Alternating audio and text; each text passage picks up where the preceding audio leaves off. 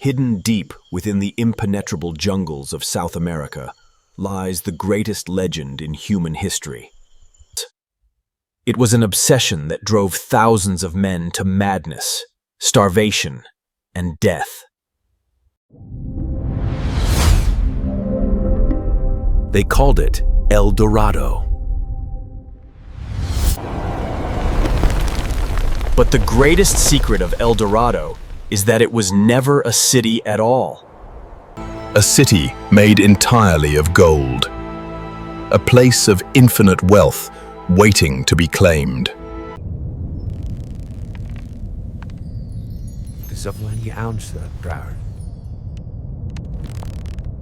Here lived the Muisca civilization, a highly advanced society organized into a powerful confederation.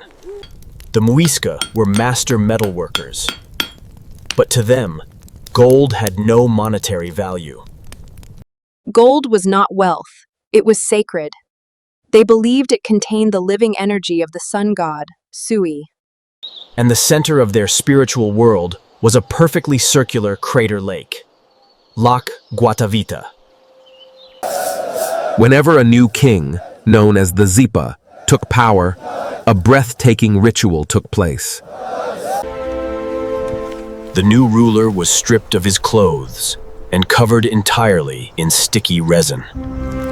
Then, priests blew fine gold dust over his entire body until he shone like the sun itself. He boarded a reed raft loaded with massive amounts of gold jewelry and emeralds, rowing to the center of the deep lake. He literally became El Hombre Dorado, the Gilded Man. As an offering to the gods of the water and the earth, the treasure was thrown into the depths. Finally, the Zipa plunged into the freezing waters, washing the gold dust from his skin to complete the sacred covenant. This was the true El Dorado. Not a city, a man, a ritual. But across the ocean, a different kind of obsession was brewing. Rumors reached the Spanish Conquistadors. Whispers of a king who bathed in gold dust. In the minds of the gold-hungry Europeans, the story mutated. The Golden Man became a golden empire. Driven by greed, massive expeditions were launched into the unknown, hostile jungles of South America. In 1537, Gonzalo Jimezada led 800 men up into the Andes.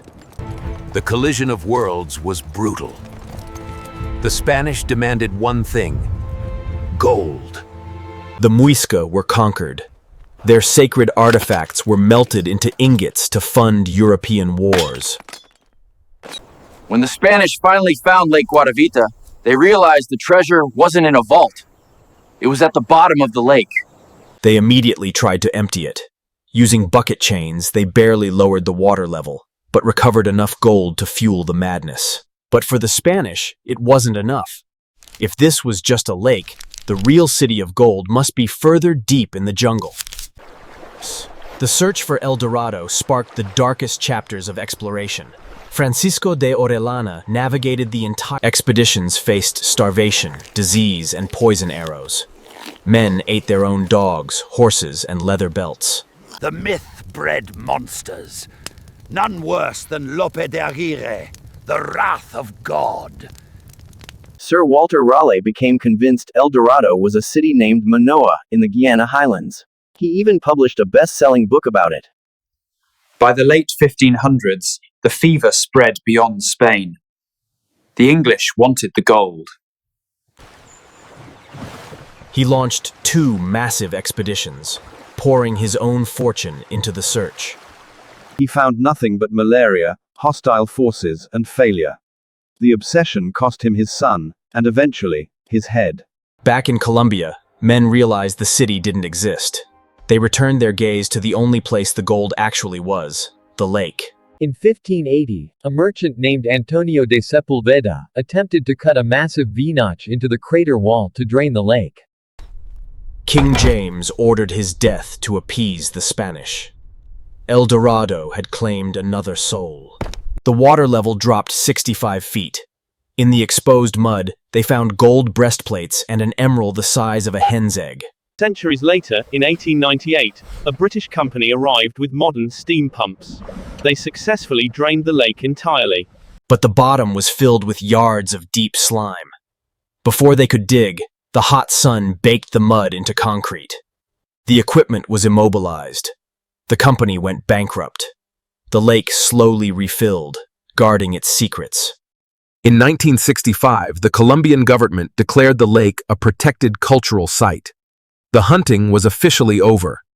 But in 1969, 3 farmers made a discovery in a cave that finally proved the myth was real. The Muisca Raft, an exquisitely detailed golden artifact depicting the Zipa, covered in gold, standing on his raft. Now housed in the Gold Museum in Bogota, it is the ultimate proof of the El Hombre Dorado ritual. The tragedy of El Dorado is the clash of 2 entirely different worldviews. To the Europeans, gold was a commodity, a means to buy armies, build palaces, and achieve power. To the Muisca, gold was a divine material meant to be returned to the earth, not hoarded. In the end, the search for the city of gold yielded nothing but graves in the jungle. El Dorado remains the ultimate metaphor for human greed, the mirage that is always just over the next horizon. The true treasure of El Dorado was never meant to be found. It belongs to the lake. If you want to uncover more lost history and legends, hit the subscribe button.